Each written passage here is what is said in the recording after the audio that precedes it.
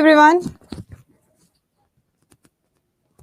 चलिए welcome to your paid batch. एक बार मुझे जल्दी से कंफर्म कर दीजिए if I am clearly audible and visible to you. जल्दी से मुझे पुष्टि करेंगे क्या मैं ठीक से आपको दिखाई भी दे रही हूँ और सुनाई भी दे रही हूँ।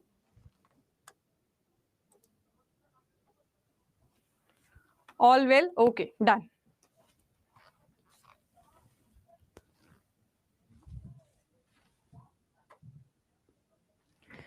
चलिए तो गुड मॉर्निंग एंड आज भी भागम भाग हो गई। सो बच्चे, आप लोगों की क्लास तो काफ़ी ज़्यादा डिले हो गई है, बट चिंता करने की बात नहीं है, ठीक है। Since I was not well so I couldn't take the class. थोड़ी सी तबीयत गड़बड़ होने की वजह से, और तबीयत भी बहुत गलत टाइम पे गड़बड़ हुई थी, तो कोई बात नहीं, अब कुछ ठीक हो गई है। फिर भी मैं आप लोगों के लिए वापस आ गई हूँ, तो चिंता मत करो। हमारी पुरानी जितनी भी क्लास छूट गई है ना, विल मेकअप। हम रोज डेली आप लोगों की 11 से 12 मेरी क्लास होती है और अगली क्लास आप लोगों की आई गेस 1 बजे से होती है। तो वो जो बीच में 12 बजे से 1 बजे का आपका ब्रेक होता है ना, उसमें हम उसको कवर अप कर लेंगे। आपकी क्लास 1.5 घंटे की, या अगर आप पढ़ पाओगे तो 1.25 या 2 घंटे की कर लेंगे, ठीक है। वैसे भी 23 जुलाई को एग्जाम है तो हमें जल्दी करना है, ठीक है।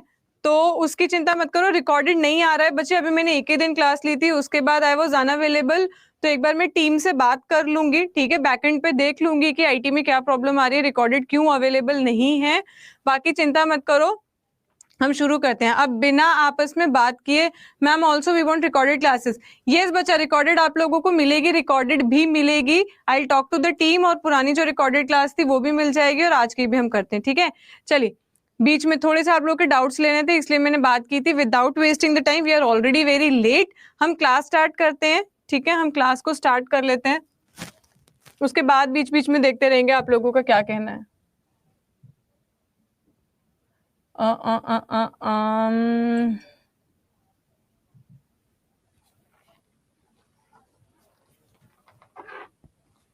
मैम क्लास क्यों नहीं हुई थी, रिकॉर्डेड कहाँ से मिलेगा? रिकॉर्डेड का बेटा यहीं से मिलेगा, और क्लासेस नहीं हुई थी because I was not well. Ashish पूछ रहे हैं मैम आपकी अब तबीयत कैसी है? बच्चे बहुत बुरी है। देखो आप लोगों को यहीं से पता चल जाएगा, इतनी सारी दवाइयां चढ़ाई है ना कि इन्होंने हाथ भी मेरा नीला कर दिया है। ये देखो, दवाइयां चढ़ा चढ़ा के ना मेरा हाथ भी नीला कर दिया है। सेम टू यू बच्चा, सेम टू यू। पर अभी तो हैप्पी गुरु पूर्णिमा तो तभी होगी ना जब हम क्लास स्टार्ट कर देंगे।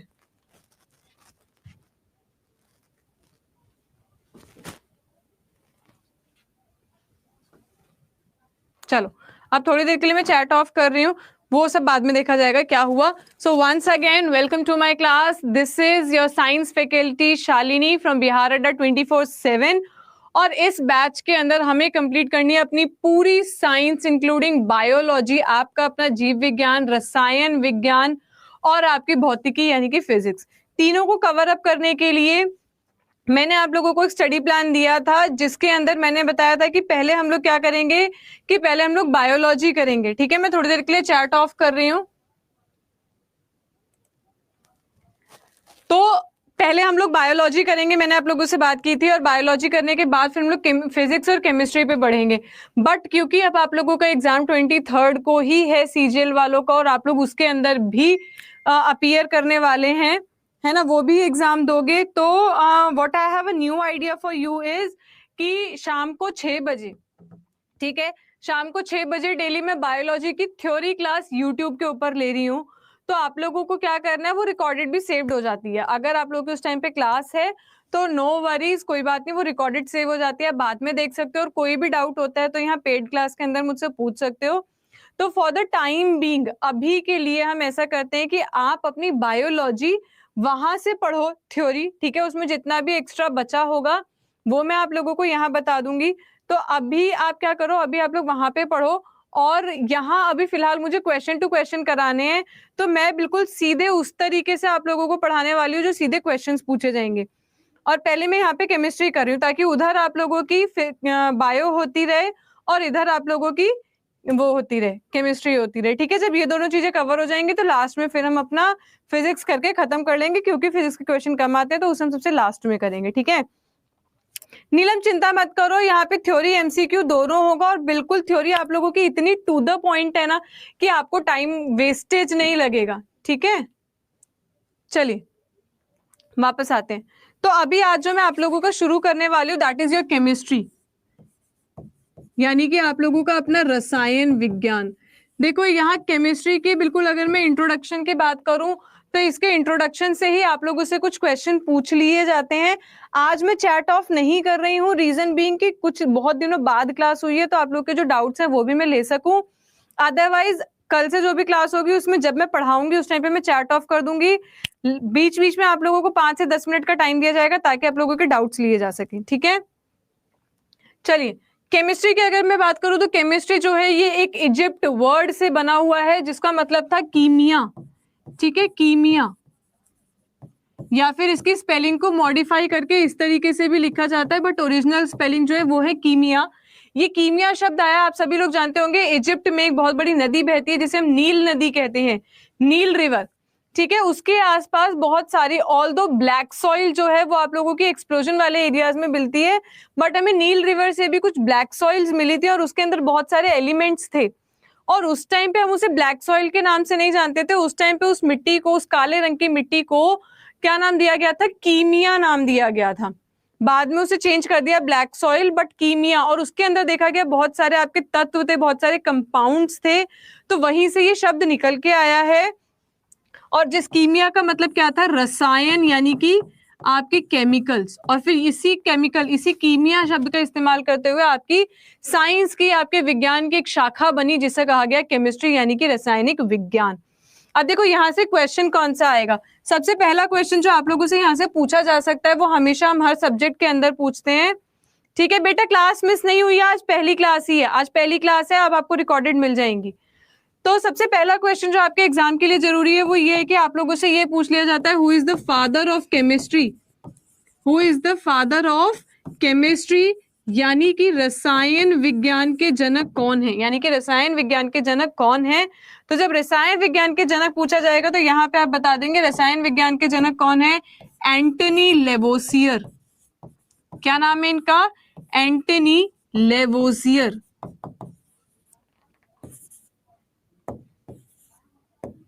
ठीक है,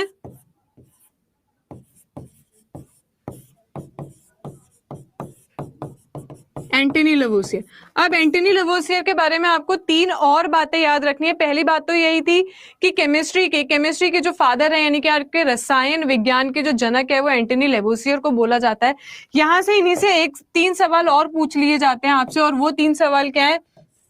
पहला, केमिस्ट्री के फादर होने के साथ साथ अगर आपसे पूछा जाएगा कि हाइड्रोजन और ऑक्सीजन जो है इसकी खोज किसने की थी, तो वो तो हम मेटल नॉन मेटल में पढ़ेंगे। किसी को पता है हाइड्रोजन की खोज किसने की थी? Who discovered hydrogen? हाइड्रोजन की खोज किसने की थी? श्वेता, पीडीएफ अपलोड हो चुकी है, आज की भी पीडीएफ अपलोड हो जाएगी।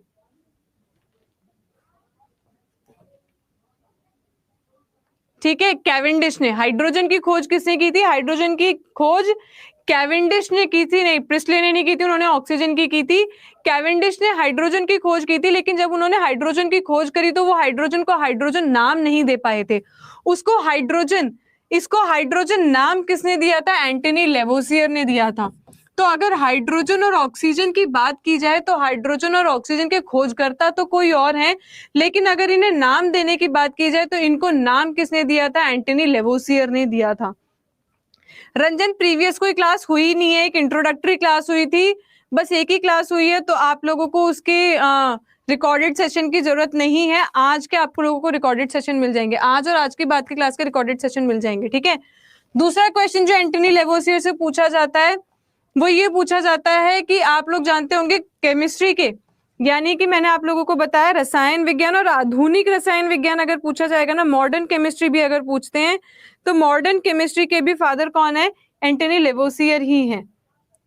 ठीक है, इन्होंने और एक चीज आपसे पूछी जाए कि अगर पूछा जाए कंबस्शन थ्योरी किसने दी थी, कंबस्शन थ्योरी किसने दी थी, यानी कि ज्वलन सिद्धांत किसने दिया था, तो भी आप किसका नाम बताएंगे? तो भी एंटनी लेवोसियर का ही नाम लिया जाता है। ज्वलन सिद्धांत की अगर बात की जाए तो आपका ज्वलन सिद्धांत भी किसने दिया था? एंटनी लेवोसियर ने दिया था। ठीक है, तीसरा आप लोगों से क्वेश्चन पूछ लिया जाएगा कि बताइए the element of chemicals, the element of chemicals, यानी कि रसायन के खनिज, इस बुक के ऑथर कौन है? इस बुक के ऑथर कौन है? तो इस बुक के ऑथर भी कौन है? एंटनी लेवोसियर हैं। तो हमने एंटनी लेवोसियर के बारे में 4 बातें पढ़ ली। पहली बात हमने पढ़ी, इन्हें फादर ऑफ केमिस्ट्री या फादर ऑफ मॉडर्न केमिस्ट्री यानी कि रसायन विज्ञान, आधुनिक रसायन विज्ञान के जनक कहा जाता है। दूसरा मैंने आपको बताया हाइड्रोजन और ऑक्सीजन की खोज नहीं की थी। इन दोनों को अगर नाम देने की बात की जाएगी तो हाइड्रोजन और ऑक्सीजन ये नाम किसने दिए? ये भी एंटनी लेवोसियर ने दिए हैं। तीसरा अगर आपसे पूछा जाए ज्वलन का सिद्धांत यानी कि कंबस्शन थ्योरी, कंबस्शन थ्योरी क्या कहती है? कंबस्शन थ्योरी कहती है जब भी आप किसी भी ईंधन को ऑक्सीजन की उपलब्धि में जलाते हैं, whenever you burn a fuel in presence of oxygen, तो वो हमें ऊर्जा देती है, वो हमें ऊष्मा देती है, यानी कि वो हमें हीट एनर्जी और लाइट एनर्जी देती है, प्रकाश देती है। ये जो कंबस्शन की थ्योरी है यानी कि ज्वलन की थ्योरी है, ये भी एंटनी लेवोसियर ने दी थी। चौथा क्वेश्चन हमने देखा एलिमेंट ऑफ केमिकल, ये बुक किसने लिखी है? तो ये बुक किसने लिखी है? ये बुक भी आपकी किसने लिखी है? एंटनी लेवोसियर ने लिखी है। आलोक, कोशिश मेरी यही रहेगी बेटा, क्लास 2 घंटे की लेनी पड़े, पेड प्लस यूट्यूब मिला के 4 घंटे की लेनी पड़े, पर 23 से पहले कोशिश यही है कि मैं आपका सिलेबस पूरा कंप्लीट करा दूं। बच्चा जितना डर आप लोगों को लगता है ना, मैं बता दूं, पता नहीं क्यों उससे ज्यादा धक धक मुझे होती है। ठीक है, पेपर आप देने वाले होते हो, लेकिन मेरे अंदर टेंशन वो होती है कि पेपर ऑलमोस्ट मेरा हो, क्योंकि मेरा पेपर भी यही है कि मेरा पेपर क्या है, मैं आप लोगों को पढ़ा रही हूँ, अगर आप लोग पास हो जाते हो, अगर पेपर क्लियर कर लेते हो, तो मेरा पास होना वही तो कहलाएगा कि मैं जिस काम के लिए यहाँ खड़ी थी वो काम मेरा पूरा हो गया। ठीक है, तो पेपर सिर्फ आपका नहीं है, मेरा भी है। चलिए आगे देखते हैं। तो ये 3 क्वेश्चन। अब इसके अंदर अगर आप देखो तो केमिस्ट्री के अंदर हमें क्या करना होता है, हम केमिस्ट्री के अंदर ना बेटा अलग अलग ब्रांचेस में केमिस्ट्री को पढ़ते हैं, जैसे ऑर्गेनिक या कार्बोनिक रसायन, कार्बोनिक इनऑर्गेनिक केमिस्ट्री होती है, ऑर्गेनिक केमिस्ट्री होती है, फिजिकल केमिस्ट्री है, एनालिटिकल केमिस्ट्री है, बायोकेमिस्ट्री है। मैं इन ब्रांचेस के डिवीजन को बिल्कुल भी नहीं बताऊंगी क्योंकि that will be a wastage of time, वो आपके एग्जाम में नहीं आएगा। मैं सीधे इनऑर्गेनिक केमिस्ट्री के ऊपर बढ़ रही हूँ जो आपके एग्जाम में सबसे ज्यादा पूछी जाती है। और इनऑर्गेनिक केमिस्ट्री के अंदर हम एलिमेंट्स, तत्वों के बारे में पढ़ते हैं, कंपाउंड्स के बारे में पढ़ते हैं। तो उन्हीं के बारे में पढ़ने के लिए आज जो हम चैप्टर शुरू करने वाले हैं वो कौन सा है आपका? वो है एसिड, बेस एंड सॉल्ट।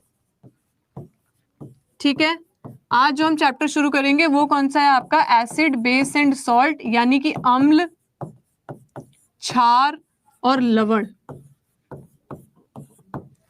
जल्दी से मुझे बताइए केमिस्ट्री के बारे में आप क्या पढ़ते हैं? नीलम, एमसीक्यूज भी होंगे बेटा, थोड़ी देर वेट तो करो, 10 मिनट का टाइम तो दो। चलिए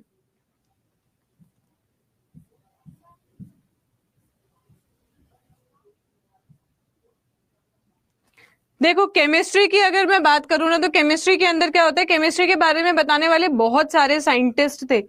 जैसे कि केमिस्ट्री की अगर मैं बात करूं, कोई हमसे पूछे कि केमिस्ट्री क्या होता है, मैं आपसे पूछती हूँ, चलो आप बताओ केमिस्ट्री क्या होता है, आप बताइए केमिस्ट्री क्या होता है।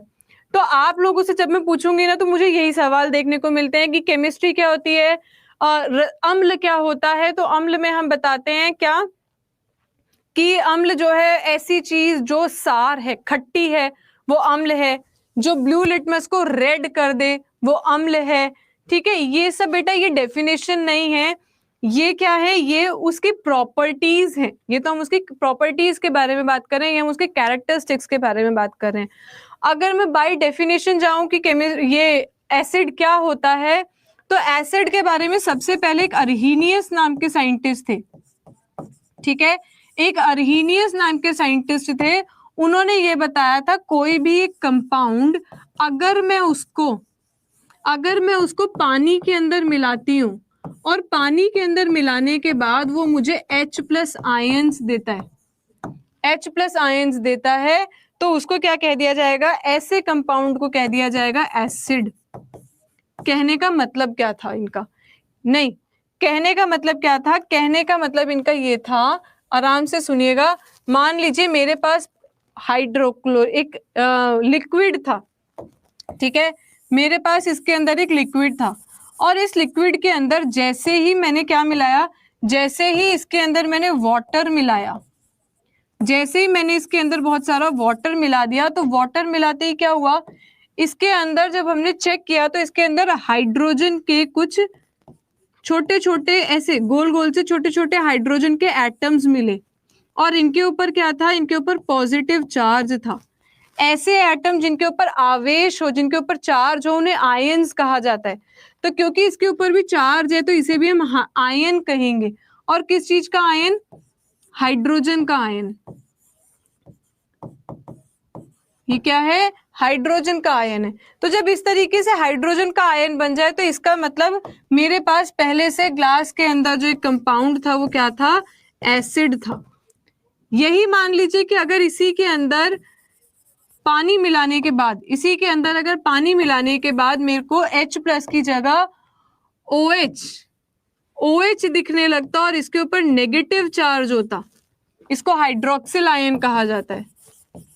इसको हम क्या कह देते हैं? हाइड्रोक्सिल आयन कहा जाता है। अगर मुझे OH नेगेटिव मिल जाता तो OH नेगेटिव मिलने के बाद मुझे क्या लगता है कि इसके अंदर अब जो चीज पहले से उपस्थित थी वो एसिड ना होके बल्कि वो क्या थी? वो एक बेस थी, वो एक क्षार थी। और जो बात मैंने अभी आपको बताई है इसी तरीके की बात हमें किसने बताई थी? अर्हीनियस ने बताई थी। किसने बताई थी? अर्हीनियस ने। तो जल्दी से देखिए अर्हीनियस ने क्या कहा था? एनी सब्सटेंस और compound which gives H+ ions on dissolving in water is called acid। अब क्वेश्चन कैसे आएगा? आपको सेम ये स्टेटमेंट दे दी जाएगी और ये पूछा जाएगा कि बताइए ये कथन किसका था? Who gave this statement? Arrhenius, Lewis, Cavendish या आपको एक और साइंटिस्ट का नाम दे देंगे। तो आपको क्या बताना है कि अर्हीनियस के H+ आयंस में जो डिसोसिएट हो जाए ऐसी थ्योरी किसने दी थी? ये दी थी अर्हीनियस ने। तो आज का हमने 5वां क्वेश्चन कर लिया, ठीक है। अब H+ आयंस के साथ साथ अब दूसरे साइंटिस्ट आए, उन्होंने बोला जरूरी नहीं है हाइड्रोजन ही दे, जरूरी नहीं है H+ आयंस ही दे, बहुत सारे ऐसे एसिड भी होते हैं जिनके अंदर हाइड्रोजन आयंस होते ही नहीं है, जिनके अंदर जैसे मान लो अगर हम कार्बोनिक एसिड देखें तो वो H+ आयंस इतने ज्यादा नहीं देगा। तो उन्होंने बोला हाइड्रोजन का आयन मत ढूंढो, बस इतना देखो कि कोई भी ऐसा कंपाउंड है, कोई भी ऐसा कंपाउंड है जो कि कोई ऐसा आयन दे रहा है जिसके ऊपर पॉजिटिव चार्ज हो, चाहे वो हाइड्रोजन का हो चाहे वो किसी भी चीज का हो। अगर वो ऐसा कोई भी आयन दे रहा है, ऐसा कोई भी अणु, ऐसा कोई भी एटम है जिसके ऊपर पॉजिटिव चार्ज है, धनात्मक आवेश है, तो उसे क्या कह दिया जाएगा? उसे हम क्या कह देंगे? एसिड। तो अब लुईस के अकॉर्डिंग क्या हो गया? लुईस के अकॉर्डिंग एनी कंपाउंड, कोई भी ऐसा यौगिक जो इलेक्ट्रॉन डोनेट कर दे और खुद पॉजिटिव हो जाए। इलेक्ट्रॉन पॉजिटिव कब होगा? जब वो अपने अंदर से इलेक्ट्रॉन दे देगा, तभी तो वो पॉजिटिव होगा। तो ऐसी कोई भी चीज जो अपने अंदर से इलेक्ट्रॉन दे दे उसे क्या कहा जाता है? उसे कहा जाता है लुईस, ठीक है। चलिए अब इनकी एसिड्स की कुछ प्रॉपर्टीज भी होती हैं, एसिड की कुछ प्रॉपर्टीज होती हैं। वो प्रॉपर्टीज क्या होती हैं? सबसे पहली चीज, ये खाने में कैसे होते हैं? दे आर सार इन टेस्ट। ये स्वाद में कैसे है? ये स्वाद में खट्टे होते हैं। इनका जो पीएच है वो पीएच कितना होता है? पीएच <7 होता है।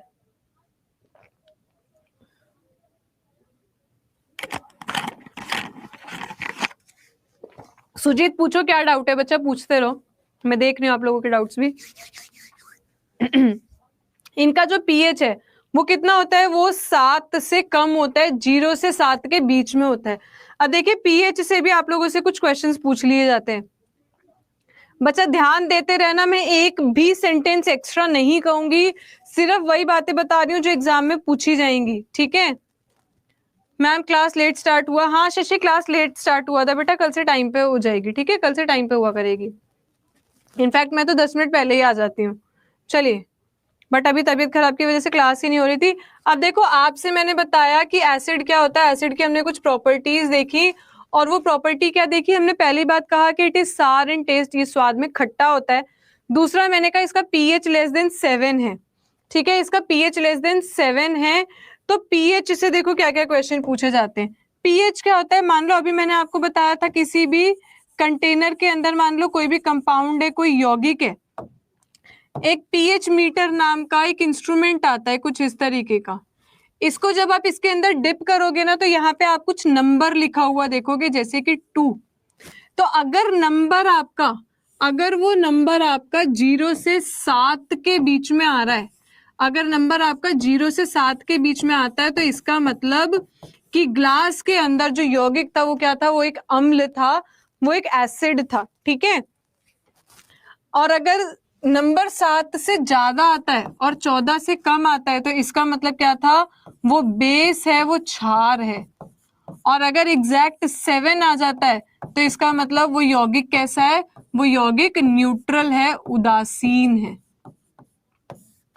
ठीक है, ये नंबर कैसे आता है, कुछ भी नहीं होता बेटा, एक इंस्ट्रूमेंट होता है, एक यंत्र होता है, उसे डुबाने पे हमें ये नंबर मिलता है। ठीक है, और इसी नंबर को हम क्या कह देते हैं, पीएच वैल्यू। इसी नंबर को क्या कह दिया जाता है, इस नंबर को कह दिया जाता है पीएच वैल्यू। अब ध्यान से देखेंगे सभी लोग,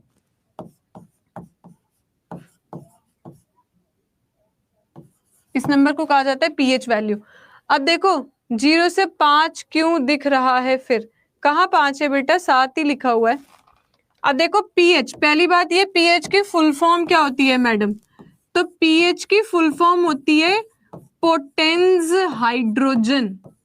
ठीक है, ये एक लैटिन भाषा का शब्द है। इसी को जब हम अपनी इंग्लिश में ट्रांसलेट करते हैं तो इसी को हम कह देते हैं पावर ऑफ हाइड्रोजन, या इसी को कह दिया जाता है पोटेंशियल ऑफ हाइड्रोजन। ठीक है, ये इंग्लिश में ट्रांसलेट करने के बाद वर्ड्स बनते हैं, पोटेंशियल ऑफ हाइड्रोजन यानी कि हाइड्रोजन की क्षमता। ठीक है, अब हाइड्रोजन की क्षमता का क्या मतलब है, अभी जैसे मैंने आपको बताया था ना, अर्हीनियस ने कहा था कि कितने H+ आयंस बनेंगे, बस वही है। ठीक है, बस वही है। पीएच की क्षमता का मतलब क्या है कि किसी भी चीज को जब मैं पानी में मिलाती हूं तो उसके अंदर कितने सारे हाइड्रोजन के आयन बनते हैं, उसके अंदर कितनी क्षमता है हाइड्रोजन बनाने की। जितनी ज्यादा हाइड्रोजन की क्षमता होगी, जितनी ज्यादा हाइड्रोजन की क्षमता होगी उतना अच्छा वो एसिड माना जाएगा। तो पावर ऑफ हाइड्रोजन का मतलब क्या है कि पानी में डालने के बाद उसके अंदर कितनी हाइड्रोजन बनाने की क्षमता है, उसी को हम कह देते हैं पीएच। ठीक है, और कितनी क्षमता है ये हमें कैसे पता लगता है, देखो अगर कोई मुझसे पूछेगा कि तुम्हारे अंदर कितनी पावर है, तो मैं नंबर में ही तो बताऊंगी कि मेरे अंदर 10 में से 10 पावर है, 10 में से 9 पावर है। आप लोगों को पहचानने में आसान होगा। ऐसे ही जब कोई मेरे से हाइड्रोजन की पावर पूछता है तो मैं नंबर बताती हूँ किसमें, 0 से 7 के बीच में। और अगर नंबर 0 से 7 के बीच में आता है तो वो एक एसिड है। अब देखो पीएच से दूसरा क्वेश्चन आपका पूछ लिया जाता है कि पीएच की खोज किसने की थी, इसकी डिस्कवरी किसने की थी। तो पीएच की खोज पे आप क्या बताएंगे, पीएच की खोज किसने की थी, सोरेनसन ने की थी। पीएच की खोज किसने की थी, सोरेनसन ने की थी। हाँ दीपक, ब्लड का जो पीएच है वो चेंज नहीं होता है। ठीक है, तो पीएच की जो खोज है वो किसने की थी, वो सोरेनसन ने की थी।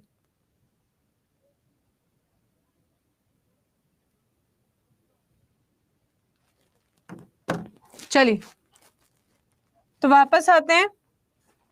तो इसका पीएच जो है वो आप देख सकते हैं 0 से लेके 7 के बीच में होता है। ठीक है, इसे पोटेंस हाइड्रोजन कहा जाता है। और पीएच की जो खोज है वो किसने की थी, वो सोरेनसन ने की थी। आप लोग सिर्फ क्लास पे ध्यान दीजिएगा, ये पूरी पीडीएफ आप लोगों को मिल जाएगी। ठीक है, ये पूरी पीडीएफ आप लोगों को जस्ट आफ्टर द क्लास मिल जाएगी। अब देखिए एसिड बेस्ड सॉल्ट में से आप लोगों से 3 तरीके के क्वेश्चन पूछे जाते हैं। पहला पूछा जाता है कि पीएच, जो डेली लाइफ में हम जो भी चीज इस्तेमाल कर रहे हैं ना उनका पीएच पूछा जाता है, ये आप लोगों को याद करना पड़ेगा। या फिर आप लोगों से इनके एग्जाम्पल पूछ लिए जाते हैं, आपसे पूछ लिया जाता है लेमन, नींबू के अंदर कौन सा एसिड होता है। आप लोगों से पूछ लिया जाएगा जब हमें कोई भी मधुमक्खी काटती है, बी स्टिंग जो होता है, जब वो काटता है तो हमें जलन और खुजली होती है, वो भी एसिड की वजह से होती है। वो किस एसिड की वजह से होती है, तो इस तरीके के क्वेश्चन पूछ लिए जाते हैं। तो सबसे पहली चीज जो आप लोगों को, मैम सॉल्ट का पीएच कितना होता है, बेटा सॉल्ट का कोई पीएच नहीं होता है, एसिड और बेस का ही पीएच होता है। ठीक है, तो देखिए आप लोगों से कुछ पूछ लिया जाएगा, कुछ कॉमन चीजों की जो है वो पीएच वैल्यू पूछ ली जाती है। जैसे अगर मैं आपसे बात करूं, पेट के अंदर, जैसा कि आप जानते होंगे, पेट के अंदर क्या बनता है, गैस्ट्रिक जूस बनता है। ठीक है, पाचन क्रिया के दौरान आपके पेट में से, आपके पेट में से, आपके उदर में से क्या बनता है, गैस्ट्रिक जूस बनता है। उस गैस्ट्रिक जूस का अगर पीएच पूछा जाएगा तो वो कितना होता है, 1.4। जल्दी से बताओ, इस गैस्ट्रिक जूस के अंदर, इस जठर रस के अंदर कौन सा एसिड होता है, जठर रस के अंदर कौन सा एसिड होता है, जल्दी से बताइए। इस जठर रस में कौन सा एसिड पाया जाता है जिसकी वजह से पीएच इतना कम है? एक स्ट्रॉन्ग एसिड पाया जाता है, एक प्रबल अम्ल पाया जाता है। Hydrochloric acid. कौन सा एसिड होता है? HCl, यानी कि हाइड्रोक्लोरिक एसिड होता है। ठीक है, वेरी गुड। ऐसे ही अगर आपसे लेमन जूस का पूछा जाए, लेमन जूस जिसके अंदर सिट्रिक एसिड होता है, लेमन जूस आपका नींबू का रस, नींबू के रस में कौन सा एसिड होता है? सिट्रिक एसिड होता है, और इसका पीएच कितना है? 2.5 है। विनेगर आपका सिरका, ठीक है, सिरके के अंदर क्या है? एसिटिक एसिड है, जिसका पीएच कितना है? 4। तो अब आप समझ गए होंगे दो तरीके के क्वेश्चन पूछे जाते हैं। एक तो आप लोगों से क्या पूछ लिया जाएगा, एक तो आपसे पूछा जाएगा कि किस पदार्थ के अंदर कौन सा अम्ल पाया जाता है और उस अम्ल की वजह से पीएच कितना होता है। इसी चीज को हम आगे देखेंगे। चलिए,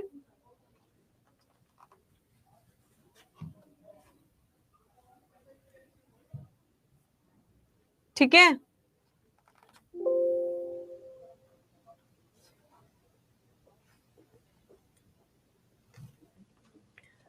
अब देखिए,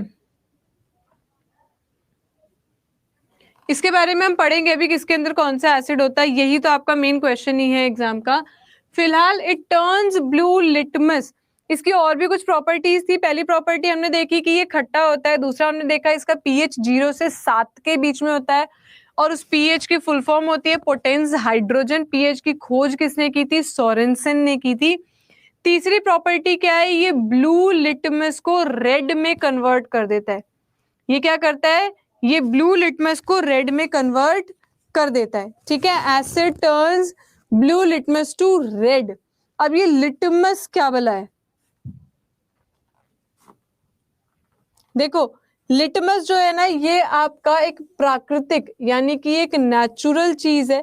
लिटमस, इसका ओरिजिनल कलर अगर आप देखेंगे तो इसका ओरिजिनल कलर जो है वो पर्पल होता है, वॉयलेट कलर का होता है, ये बैंगनी रंग का होता है। ठीक है, it is a natural substance. ये लिटमस बनता कहाँ से है?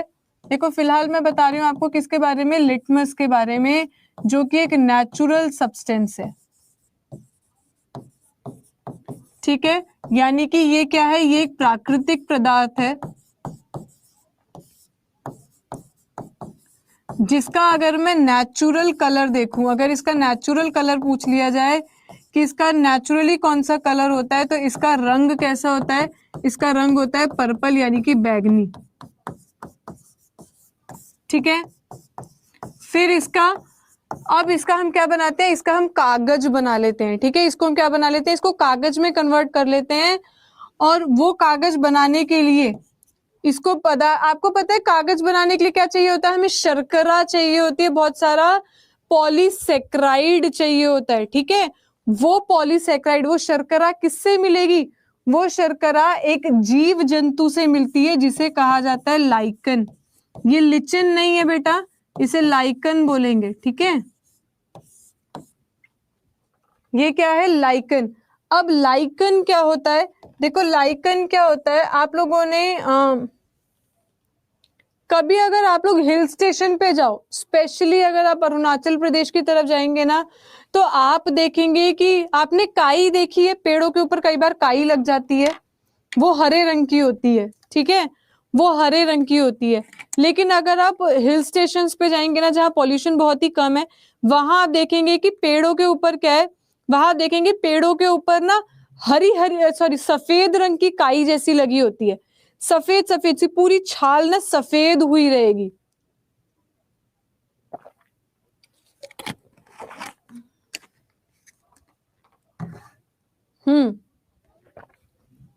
ठीक है, वो पूरी जो पेड़ की छाल है वो सफेद हुई रहेगी। वो जो आपको उस पेड़ के ऊपर सफेद सफेद सा जो दिख रहा है ना, उसको लाइकन बोलते हैं। बहुत जूम करके जब आप उसको माइक्रोस्कोप के नीचे देखोगे, सूक्ष्मदर्शी के अंदर देखोगे, तो आपको दिखाई देगा कि उसके अंदर दो चीजें रह रही हैं। वो जो पूरा सफेद सफेद सा पदार्थ था ना, वहां पे दो चीजें, एक तो एल्गे हैं यानी कि शैवाल है, और फंजाई है। ये दोनों एक दूसरे के साथ मिलके रह रहे हैं। ठीक है, ये दोनों एक दूसरे के साथ भाई भाई का रिश्ता बना के रह रहे हैं, और इस भाई भाई के रिश्ते को देखो, बिना संबंध के तो साथ में रहा ही नहीं जाता है ना। बिना संबंध के क्या आप किसी के साथ रह सकते हैं? बिना संबंध के आप किसी के साथ नहीं रह सकते। तो ये दोनों भी अगर पेड़ के ऊपर एक साथ रह रहे हैं तो इसका मतलब क्या है? इन दोनों के बीच में भी कोई रिश्ता है ना। और इनके बीच में जो रिश्ता है उसको कहा जाता है सिम्बायोटिक। वेरी गुड ज्ञान। उसे क्या कहा जाता है? उसे कहा जाता है सिम्बायोटिक रिलेशनशिप।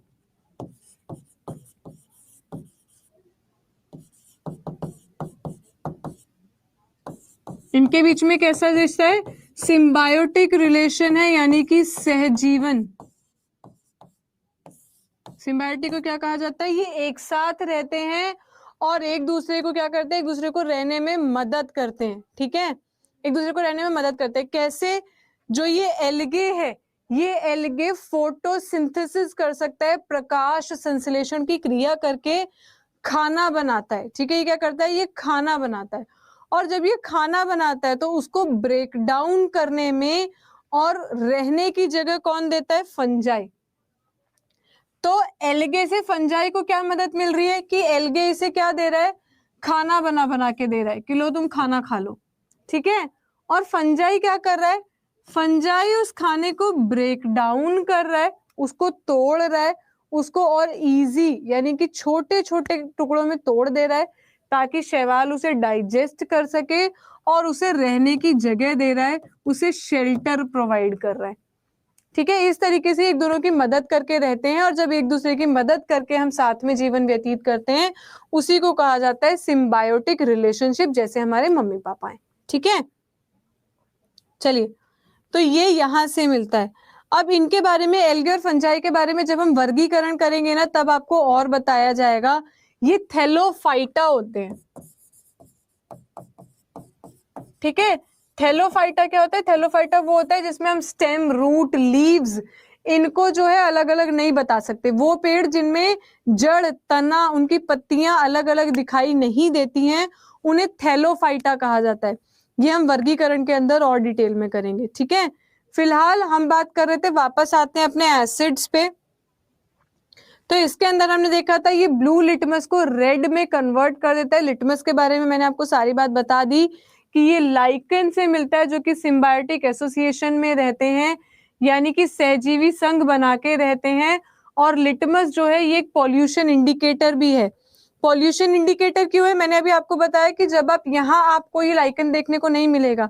जब आप हिल स्टेशन पे जाएंगे ना, ठीक है रविंदर, जब आप हिल स्टेशन पे जाएंगे ना तो वहां पे आपको पेड़ों पे दिखेगा, क्योंकि जहां पे पॉल्यूशन होता है वहां लाइकन नहीं होता है। जहां पॉल्यूशन कम होगा, जहां पॉल्यूशन कम होगा बस वहीं पे ही लाइकन पाए जाएंगे। मुझे जल्दी से बताइए, क्या ये क्लास में 12:30 तक कंटिन्यू कर लूं क्लास को? क्योंकि हमारी पिछली 5 क्लासेस नहीं हो पाई हैं, सिलेबस डिले चल रहा है। क्लास को कंटिन्यू कर लें आगे? किसी का कोई और काम तो नहीं है ना? 1 बजे तक क्लास है तो 12:30 से आप लोगों को 1 बजे का गैप मिल जाएगा। ठीक है,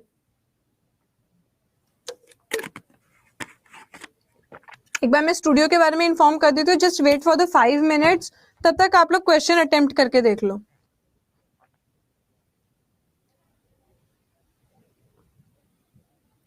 तब तक आप लोग क्वेश्चन अटेम्प्ट कीजिए। अच्छा एक काम करो, नहीं क्वेश्चन ही अटेम्प्ट कर लो। चलो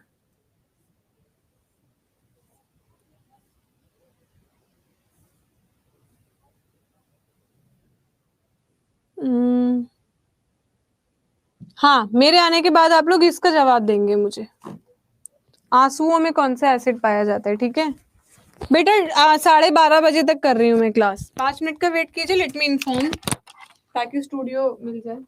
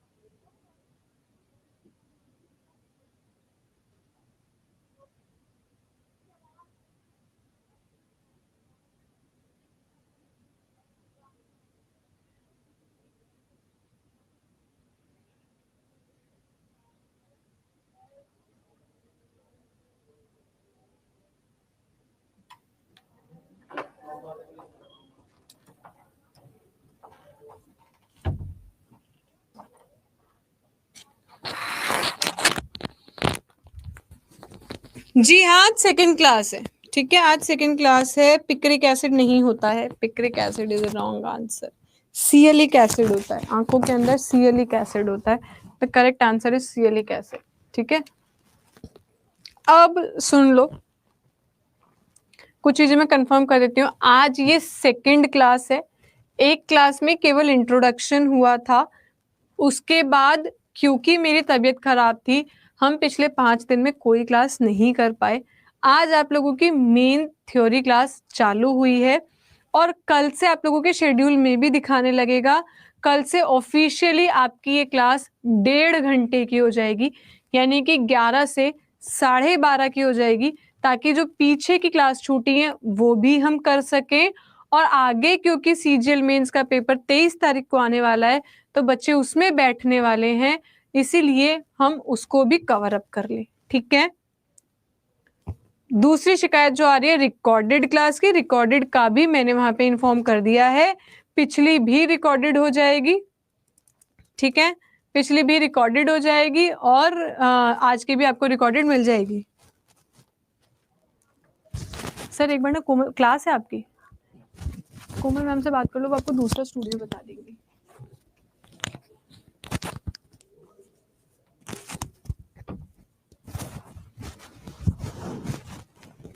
चलिए,